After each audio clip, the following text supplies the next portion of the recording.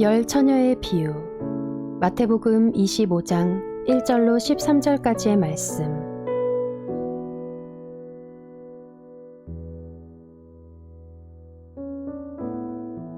그런데 하늘나라는 저마다 등불을 들고 신랑을 맞으러 나간 열 처녀에 비길 수 있을 것이다. 그 가운데서 5은 어리석고 5은 슬기로웠다. 어리석은 처녀들은 등불은 가졌으나 기름은 갖고 있지 않았다.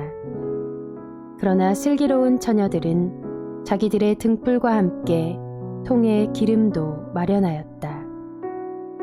신랑이 늦어지니 처녀들은 모두 졸다가 잠이 들었다. 그런데 한밤중에 외치는 소리가 났다. 보아라, 신랑이다. 나와서 맞이하여라. 그때 그 처녀들이 모두 일어나서 제 등불을 손질하였다. 미련한 처녀들이 슬기로운 처녀들에게 말하기를 우리 등불이 꺼져가니 너희의 기름을 좀 나누어 다오 하였다. 그러나 슬기로운 처녀들이 대답을 하였다. 그렇게 하면 우리에게나 너희에게나 다 모자랄 터이니 안 된다. 차라리 기름 장수들에게 가서 사서 써라. 미련한 처녀들이 기름을 사러 간 사이에 신랑이 왔다. 준비하고 있던 처녀들은 신랑과 함께 혼인잔치에 들어가고 문은 닫혔다.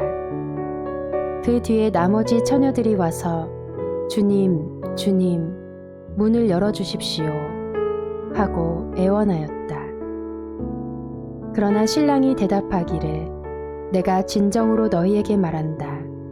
나는 너희를 알지 못한다 하였다.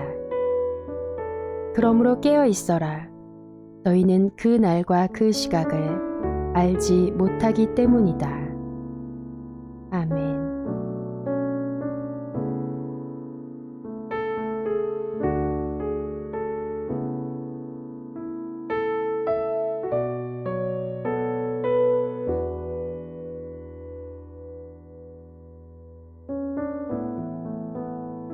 오늘 본문의 말씀에서 생각해 봐야 할 부분이 있습니다. 우선 열 처녀가 신랑을 기다리다가 모두 졸았다는 부분입니다. 지혜로운 5 처녀는 졸지 않고 신랑을 기다린 것이 아니라 지혜로운 5 처녀든 어리석은 5 처녀든 모두가 졸았다는 것입니다. 그런데 졸은 것에 대한 책망은 없습니다. 책망받은 부분은 졸았다는 것이 아니라 기름을 준비하지 못한 것입니다. 기름이 중요한 요소입니다. 신앙생활을 하다 보면 잠깐 졸 수도 있습니다. 하지만 기름을 준비하지 못하면 잔치에 참여하지 못합니다. 그렇다면 기름은 무엇을 의미하는 것일까요? 등은 모두가 가지고 있었습니다. 등은 신앙생활의 외적인 모습입니다.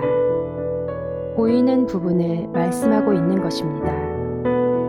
우리의 신앙생활의 모습, 즉 예배드리는 모습, 찬양하는 모습, 기도하는 모습, 사역하는 모습, 선교하는 모습, 구제하는 모습 등등을 말합니다.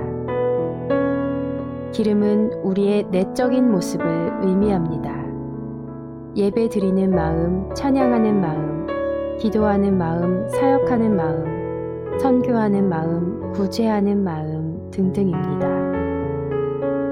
중요한 것은 내적인 요소, 마음에 달려있다는 것입니다. 물론 등불이 있어야 기름을 넣을 수 있듯이 외적인 모습도 중요합니다. 그러나 모습은 마음이 없어도 얼마든지 바리새인들처럼 외식하는 모습으로 할 수 있습니다. 그러나 기름인 마음은 떨어지지 않도록 매일매일 준비해야 합니다. 예수님을 향한 마음은 항상 새롭게 가꾸어 나가야